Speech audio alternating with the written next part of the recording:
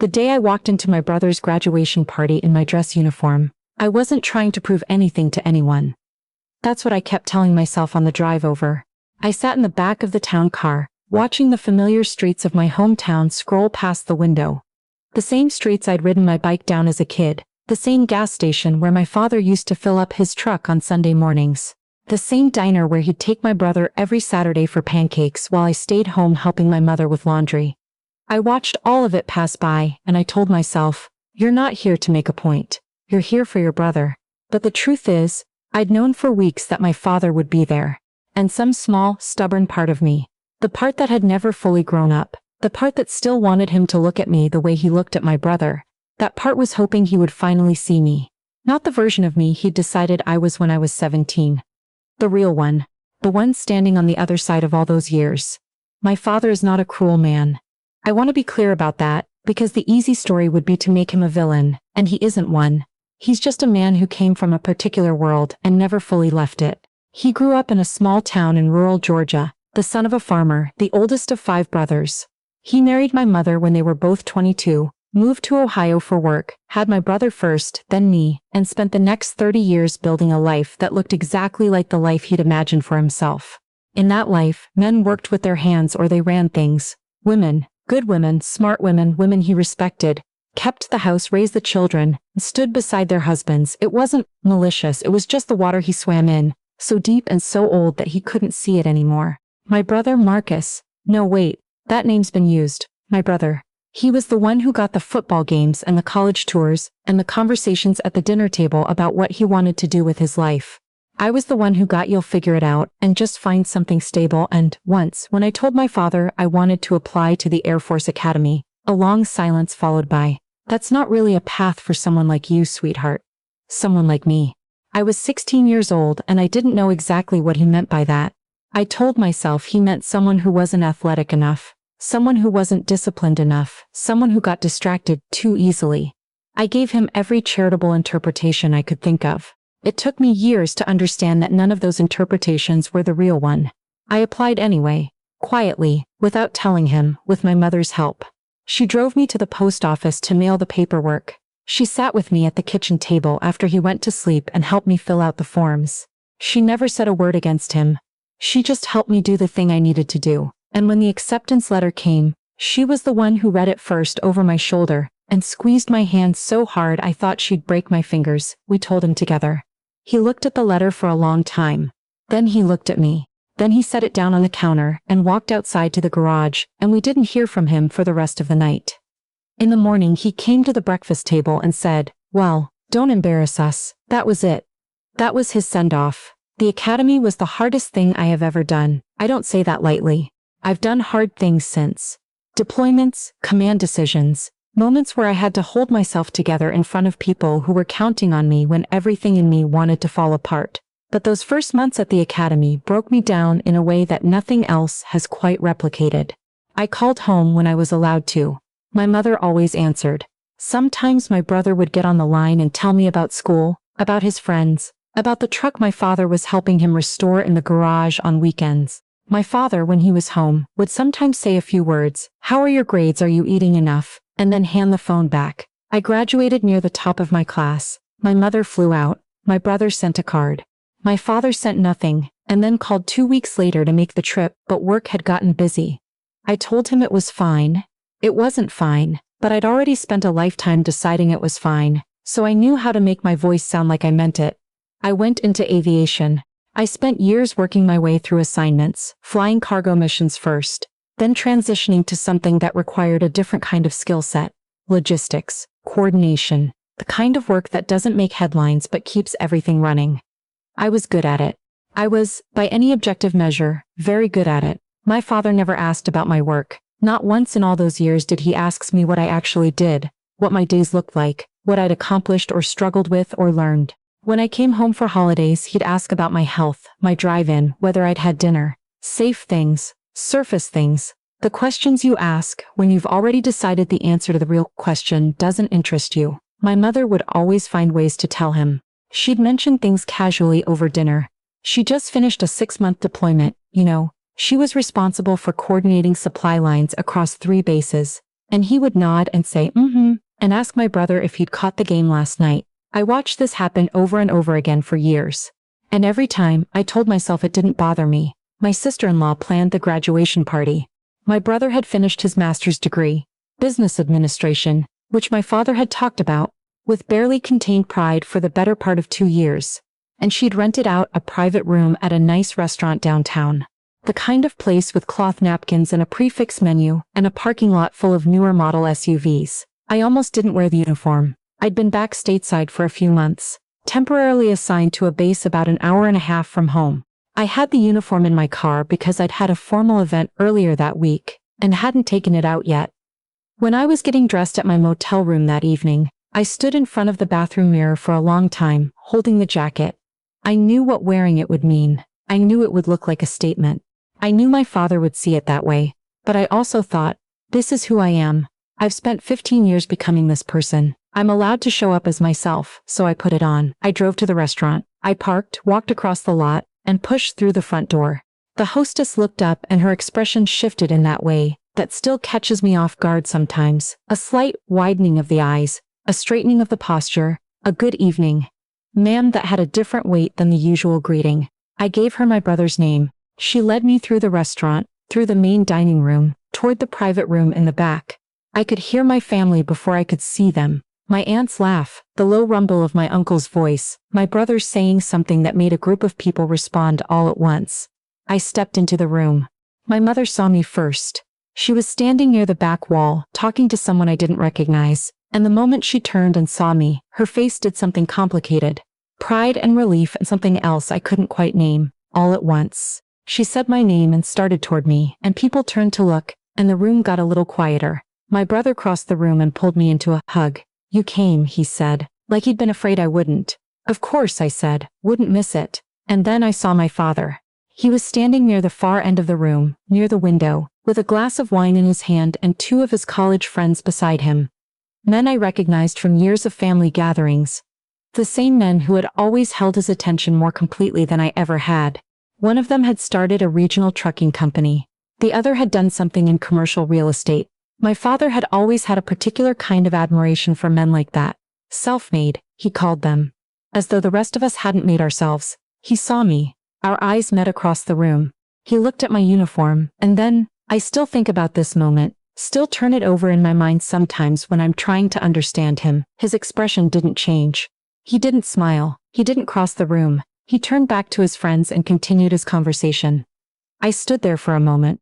My mother had appeared beside me and was squeezing my arm. I felt her hand there, steady and warm, and I focused on that. He'll come around, she murmured. She's been saying that for 20 years. I love her too much to tell her I've stopped waiting. The dinner was fine.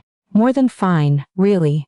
My brother gave a speech that was genuinely funny. My sister-in-law had ordered the most incredible chocolate torte for dessert, and I got to spend an hour catching up with my aunt, who had always been my favorite and who spent most of that hour asking me real questions and listening to the actual answers. My father circulated. He talked to everyone. He made his rounds like he always did, comfortable and easy in a crowd of people who admired him, and he landed on me twice, once to hand me a bread roll without comment, and once to say, near the end of the night, "So when do you think you'll be done with all this?" I looked at him. Done with what? The military thing. I held his gaze for a moment. I'm not planning to be done. It's my career. He made a sound that wasn't quite dismissal, and wasn't quite acknowledgement, a kind of neutral exhale. Then someone called his name from across the room and he moved away. And that was the entirety of our conversation. I excused myself to get some air. The restaurant had a small courtyard off the side entrance, just a few wrought iron tables, some string lights, the sound of traffic from the street beyond the hedgerow. I stood out there for a few minutes, breathing, doing the thing I'd learned to do in places where I needed to hold myself together. Just breathe, just let the feeling move through you, don't hold on to it. I heard the door open behind me.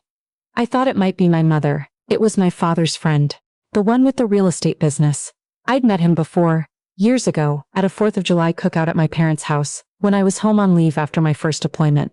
He'd been kind then, I remembered. Asked me real questions. I'd been surprised by it. He was a tall man with a good handshake kind of presence, even in a casual setting. He stepped into the courtyard and stopped when he saw me, like he hadn't expected anyone to be out here. "Oh," he said, "sorry. I just needed some air." Me too, I said. The room gets warm. He laughed a little and came to stand near the hedgerow, looking out at the street. We stood in companionable silence for a moment, which I appreciated. Then he said, "You know, I heard your father mention you'd gone into the Air Force, but I don't think he ever told me what you actually do." I looked at him. There was something genuine in the question, something that wasn't just making conversation. "Logistics and operational coordination," I said. "I work with Airlift Command, basically responsible for making sure the right people and equipment get where they need to be, when they need to be there. I've spent the last several years on assignments that I can't go into a lot of detail about, but," I paused, choosing my words. "It's significant work I'm proud of." He nodded, and I could see him doing the mental math. "What's your rank, Lieutenant Colonel?" He was quiet for a moment. "Your father never told me that." "No," I said. "He probably didn't." He looked at me for a long moment. Then he looked back at the door, like he was thinking about the man inside, and I saw something move across his face. Not pity, exactly, but something adjacent to it, a kind of recognition. "He talks about your brother a lot," he said carefully. "I know." That stopped, shook his head. "That's a shame." I didn't know what to say to that. I'm not sure anything needed to be said. We stood there for another few minutes, and then the door opened again, and my sister-in-law poked her head out, to say they were about to cut the cake. We went back inside. The moment that changed everything happened near the end of the night, when people were starting to say their goodbyes, and the room had taken on that particular energy of an evening winding down. My father's phone rang. He stepped toward the window to take the call, half turning away from the room. I wasn't paying attention. I was saying goodbye to my aunt, making promises about visiting before I got redeployed, accepting the container of leftover chocolate torte that my sister-in-law pressed into my hands. And then I heard my father's voice shift. I can't explain it exactly. I've spent a lifetime learning to read him. The subtle modulations of a voice I've known since before I understood language. And there was something in how he said "yes, sir," with a deference that I almost never heard from him, that made me turn. He was standing very straight. His wineglass was on the windowsill. Both hands were at his sides.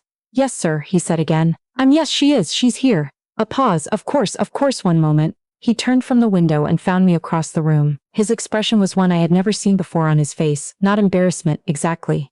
Not quite. Something more complicated than that. Something that looked, for just a moment, like the expression of a man who has been holding a particular belief for a long time, and has just encountered evidence that it might be wrong. He walked toward me with his phone outstretched, and the room had gotten quieter in the way rooms do when people sense something happening. "It's for you," he said. I took the phone. "Hello, Lieutenant Colonel." The voice on the other end was warm, professional, familiar. It was Brigadier General Hartwell, my commanding officer's superior, a woman I had briefed twice in the last year, and whose office had been tracking a commendation that was working its way through the chain. "I'm sorry to interrupt your evening. I got this number from your brother. I hope that's all right." "Of course, ma'am," I said. "Not at all. I wanted to reach you personally before the formal communication goes out Monday," she said. "The selection board met this afternoon. It's official. You're being promoted to full colonel, effective the 1st of next month. Congratulations. You've earned it." I stood very still. "Thank you, ma'am." "I thank you. Enjoy your evening," she said. "We'll talk Monday." The call ended. I lowered the phone. The room was very quiet. My mother, who had been standing near the dessert table, had her hand over her mouth. My sister-in-law had her arm around my brother's waist, and was looking at me with wide eyes. My father was standing 2 feet away from me. I looked at him. I don't know what I expected to see. I don't know what I was hoping for. I had spent so many years hoping for particular things from him that I'd lost track of what I even wanted anymore. His face was doing something I had only seen it do a handful of times in my life. He was working through something, some interior accounting, some recalibration that I could see happening in real time. The lines around his eyes shifted, his jaw moved. "What was that?" "I've been promoted," I said, "to colonel." He was quiet. And then, in a voice I'd never heard from him, a voice that was quieter than his usual voice, rougher, "How long has it been coming?" "Several months," I said. I didn't want to mention it until it was official. He nodded slowly. He looked down at the phone in my hand, then back up at me. And I saw it, the thing I had been waiting for since I was 16 years old. Mailing that application to the academy in secret. I saw the moment he understood something about me that he had refused to understand before. I didn't feel the victory I thought I would feel. What I felt was something much stranger and much sadder. A kind of grief, almost, for all the years when this understanding could have existed and didn't. All the phone calls where he hadn't asked. All the dinners where my mother had tried to tell him and he hadn't listened. All the small moments that had accumulated into the distance between us. "I'm proud of you," he said. 3 words. 20 years too late. But real. I think they were real. I handed him back his phone. I said, "Thank you, Dad." And I meant it, even though I also meant everything else underneath it.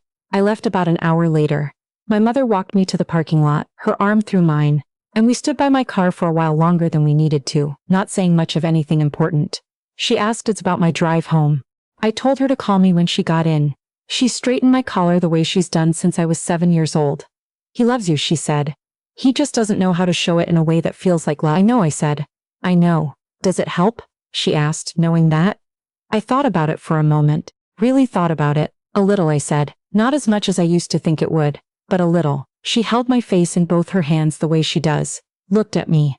"I've always known," she said. "Since the day you brought that application to me. I've always known exactly who you were going to be." I got in the car. I drove out of the parking lot and onto the highway, the city lights giving way to the dark stretch of open road. And I let myself feel all of it. The pride and the grief and the strange bittersweetness of a moment that you've imagined for years finally arriving and turning out to be nothing like you expected. My father didn't call that night.